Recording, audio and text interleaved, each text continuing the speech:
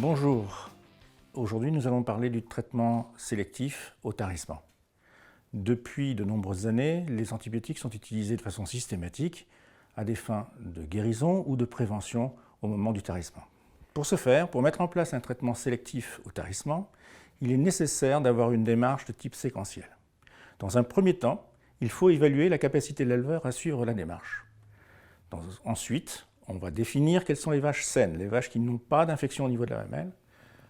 Viendra ensuite la détermination des différentes périodes ou modalités de gestion de la période sèche qui sont établies durant l'année. On ne traitera pas de la même façon en hiver qu'en été, par exemple. Enfin, il va falloir définir quelles sont les vaches à risque, c'est-à-dire les vaches qui sont non infectées, saines, et qui risquent d'avoir une infection durant cette période sèche. La démarche se terminera par l'établissement d'un protocole de soins qui conviendra évidemment un plan de réforme adapté à l'élevage. Donc première étape, évaluer la capacité de l'éleveur à s'inscrire dans une telle démarche.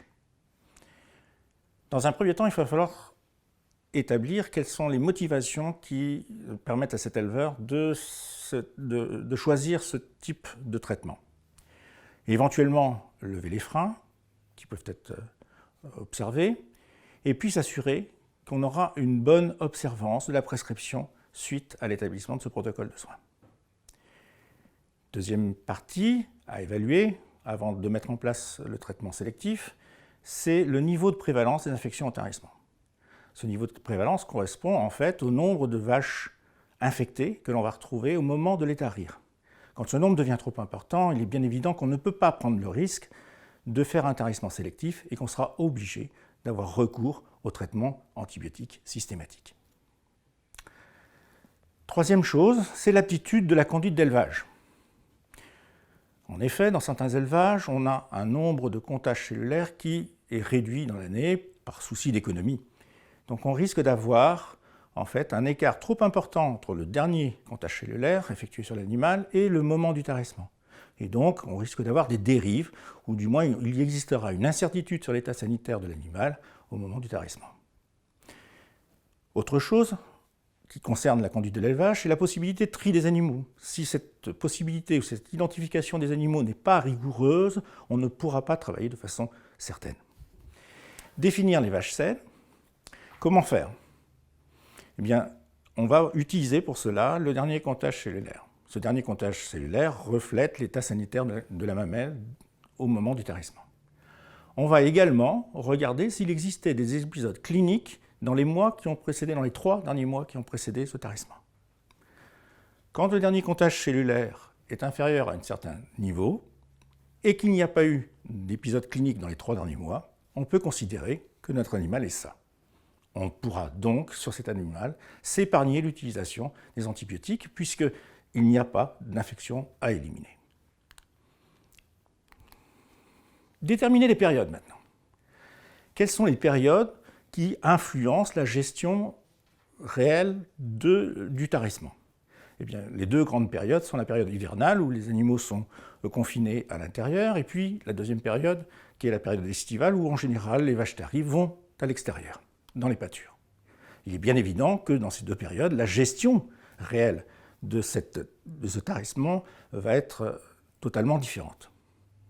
Si en période hivernale, on va avoir à s'inquiéter de la gestion du bâtiment, c'est-à-dire de la ventilation, de la taille des logettes, de la surface d'exercice, ainsi que de l'hygiène du logement, c'est-à-dire de la gestion dont est fait le logement, eh bien au contraire, au pâturage, on va s'intéresser plutôt aux zones de couchage, où est-ce que les animaux se couchent, où est-ce que sont les râteliers, dans quel état ils sont, est-ce qu'il y a des zones de points d'eau qui sont souillées ou qui permettent de souiller les mamelles. Alors, comment définir les vaches à risque? Pour cela, c'est-à-dire les vaches en fait, qui vont avoir un risque supplémentaire de nouvelles infections durant la période sèche.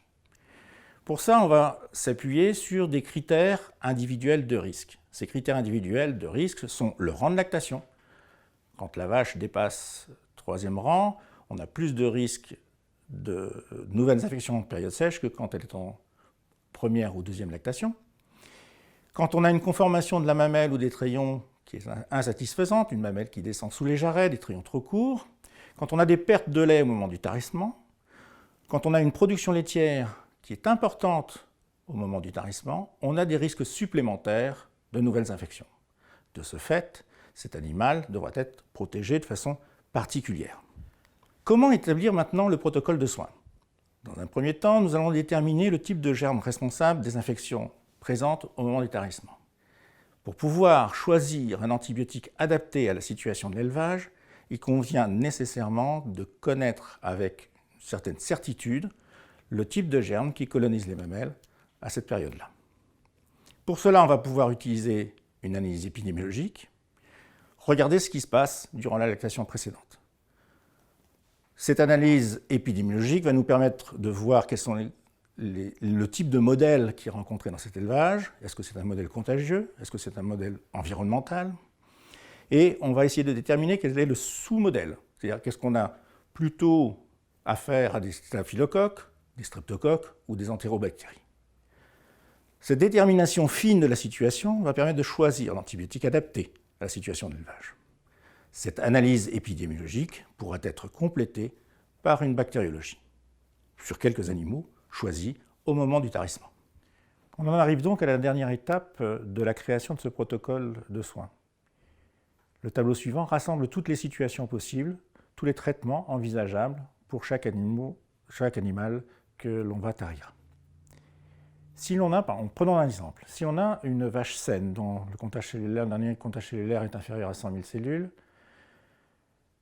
qu'elle n'a pas eu de mammites durant les 3 derniers mois de lactation et qu'il existe au moins plus de 2 facteurs de risque individuels de nouvelles infections, que cette vache va être tarie dans le bâtiment où il n'y a aucun risque particulier, on va devoir lui administrer un obturateur.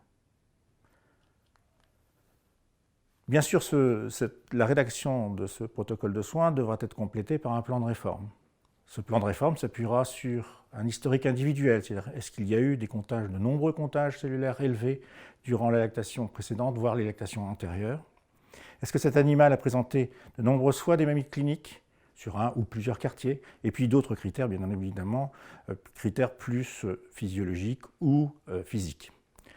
Ce plan de réforme devra évidemment tenir compte de la gestion de la production future.